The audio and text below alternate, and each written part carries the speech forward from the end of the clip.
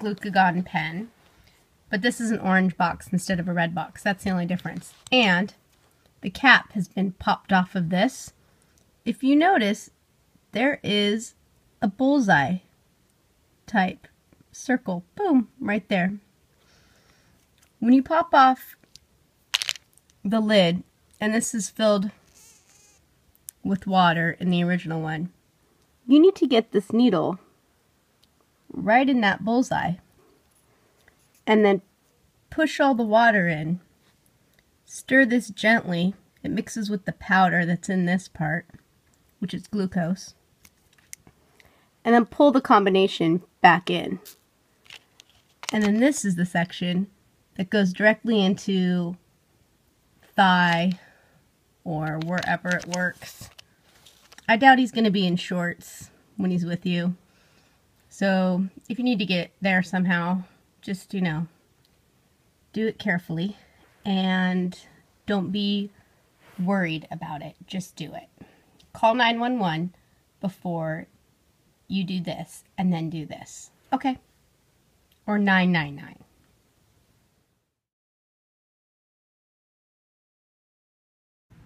Go to the bathroom privately and pee on this end of the stick and then compare it. If it's trace or negative, you're doing okay. And if it's small, you're on your way to not doing so good. And if it's anywhere around here, you're going straight to the hospital. Checking for ketones allows one to know that their body's in a state which needs medical intervention because the sugar's not releasing from the blood. So lots of water and lots of correction and checking blood sugar levels every hour and a half to 2 hours for my kid. In order to open up the pump, one must use a coin in the battery section right here, and one must prepare insulin for the reservoir section over here. Before playing any sports, he will check the CGM and make sure that he's either 150 or higher. Currently he's higher. At 300 he's going to have to give a correction, but he knows that. And if he's too low, like under 100 or somewhere around 120, he might have something like this from his pack, which has a good amount of carbs, 24 grams.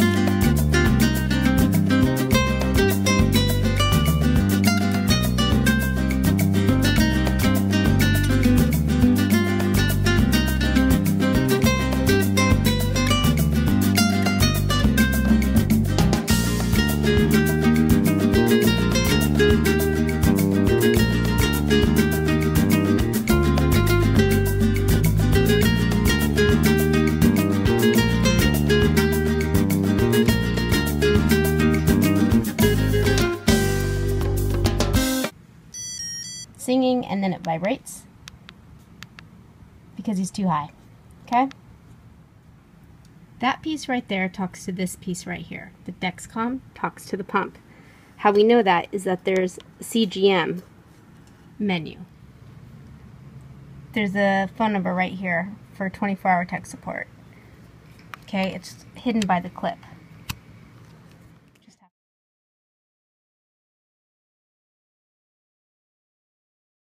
Moving on to applying the Dexcom. This is Skin Tack,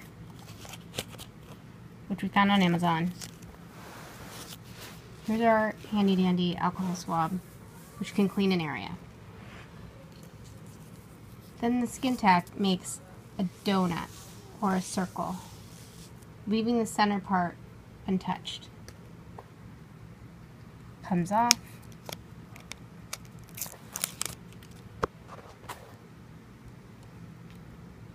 And you won't see anything there because the wire is inside that needle. The wire is the size of like a cat whisker.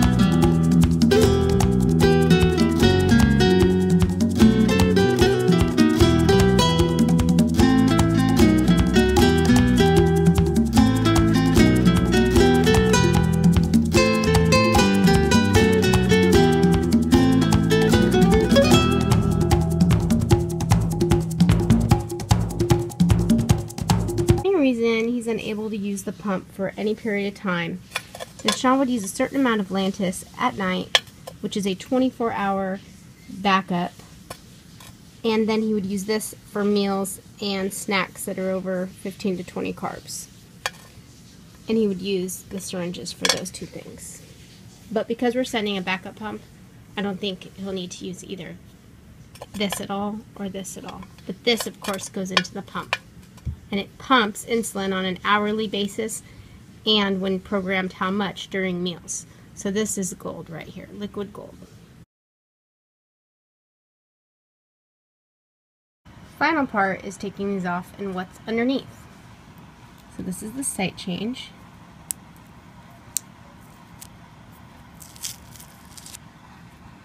What's actually inside the body is a plastic thing called the cannula. It bends and it's flexible. The needle puts it in. As you can see, I have a little mark because I have fair skin. But it doesn't necessarily have a needle in it all the time, okay? Now the Dexcom takes a little bit more work because I put the skin tack on.